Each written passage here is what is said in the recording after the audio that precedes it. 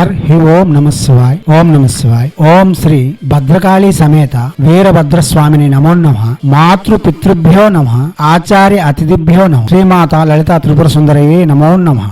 శివశక్తి స్వరూపులారా, మనం యోగిని విద్యలో చతుషష్ఠి యోగిని గురించి చెప్పుకుంటున్నాం. దానిలో త్రేత్రయాంశ ఢాకిని మదశాలిని యోగిని గురించి చెప్పుకున్నాం. ఈమె ఆనందోత్సవాలను ప్రకాశిస్తుంది, మనకు ఆనందమును ఉత్సవమును ప్రసాదిస్తుంది. కాగా రూపాంతరం చెందించడంలో, రూపమును మార్చడంలో ఈమె ప్రత్యేక లక్షణములు కలిగి ఉంటుంది. అనగా ఎవరికి ఆహ్లాదం కలిగించే రూపముతో దర్శనం ఇవ్వడంతో పాటు మనకు కూడా ఇతరులను నచ్చే విధంగా రూపాంతరం చెందే శక్తులను ప్రసాదిస్తుంది. డాకిని విద్యలంటే ఇంతకు ముందు ప్రసంగంలో చెప్పి ఉన్నాం, వినండి, మీకు అర్థం అవుతుంది. అటువంటి డాకిని యోగిని యొక్క సాధన చేయడం వలన శ్రీ విద్యకు మనకు తోడ్పడుతుంది. కాగా శ్రీ విద్య ప్రవాహం నాకు చాలా వరకు సహకరిస్తుంది. ఈమె దక్షిణ దిశకు అధిష్టానం వహిస్తూ తన శక్తిని, తన యొక్క ప్రభావం ప్రకటితం చేస్తుంది. దివ్యాత్మ స్వరూపులారా, అవగాహన పెంచుకునేందుకు ప్రసంగములను విని జపములకు ఉపక్రమించండి. ఈమె యొక్క అనుగ్రహం పొందేందుకు రోజుకు 16 మాలలు 16 రోజులు చేయవలసి ఉంటుంది. ఈమె యొక్క ప్రసన్నత కోరువారు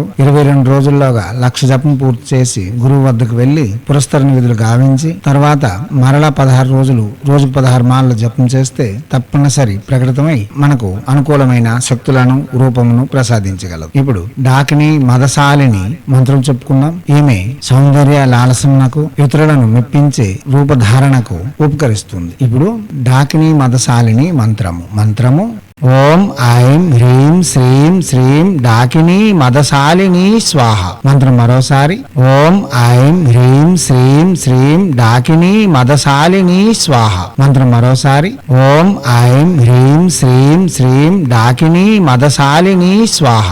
దివ్యాత్మ స్వరూపులారా, ఏ యోగిని ఉపాసన చేసినా వాచక జపమే చేయాలి. మానసిక ఉపాంశ జపం పనికిరాదు. ఎర్రని వస్త్రములు, తులసంధ్య మరసంధ్య, కులదేవతారాధన, ఇష్టదేవతారాధన పూర్తి చేసుకుని తులసంధ్య మరసంధ్య కేవలం 108 చొప్పున జపం చేస్తూ రాత్రి 9 గంటల నుండి 1 గంటలోగా జపం చేయవలసి ఉంటుంది. సుష్ణాతులై ఉంటూ శుచిశుభ్రతలు పాటిస్తూ మద్యపానం, మాంసభక్షణ, పరస్త్రీ వ్యామోహం పూర్తిగా నిషేధించి జపం చేయవలసి ఉంటుంది. మనం ముందుగా చెప్పే విధానాన్ని అనుసరించి చేయవలసి ఉంటుంది. దీక్ష కంకణ బదిలై భక్తి శ్రద్ధలతో చేయవలసి ఉంటుంది. మనం ఎంత నిష్ఠ నియమాలతో ఈ ఉపాసన చేయగలిగితే ప్రతిఫలితములు అంత సుస్పష్టంగా ఉంటాయి. గురువు వద్ద నుండి యంత్రములు తీసుకుని వచ్చి అష్టదిగ్బంధన చేస్తూ ఏదైనా ఒక దేవతను ఉపాసన పూర్తి చేసుకొని ఆ దేవతను పీఠ దేవతగా అమర్చుకొని ప్రతిరోజు ఆ దేవతని యథాశక్తి పూజిస్తూ యోగిని సాధనలు చేయవలసి ఉంటుంది. మీరు గురు సమక్షంలో మంత్రం తీసుకుని చేయడం వలన విశేషమైన ఫలితములు ఇవ్వగలవు. మీరు ఈ యోగిని సాధన చేయాలన్నా లేక యక్షిని సాధన చేయాలన్నా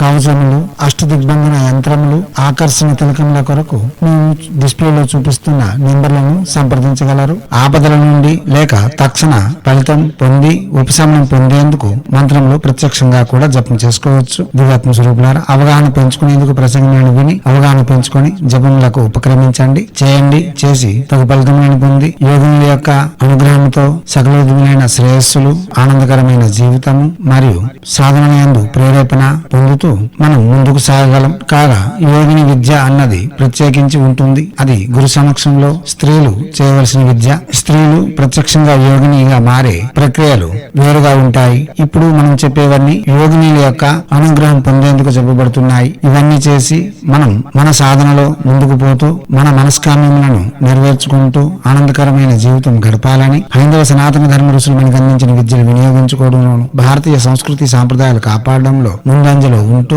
మన ఆచారాలలో వస్తున్న మర్మ రహస్యాలను, విజ్ఞానమును ప్రపంచానికి వెలుగెత్తి చాటేందుకు మీ వంతుగా కృషి చేయాలని కోరుతూ ఎప్పుడూ మీ సేవలో రత్నశ్రీ హిందూ సేవా సమాజ్ ఆచార్య భీమసింగ్ రవికుమార్ ఆఫ్ నిఖిలానంద సాగర్ మహారాజ్.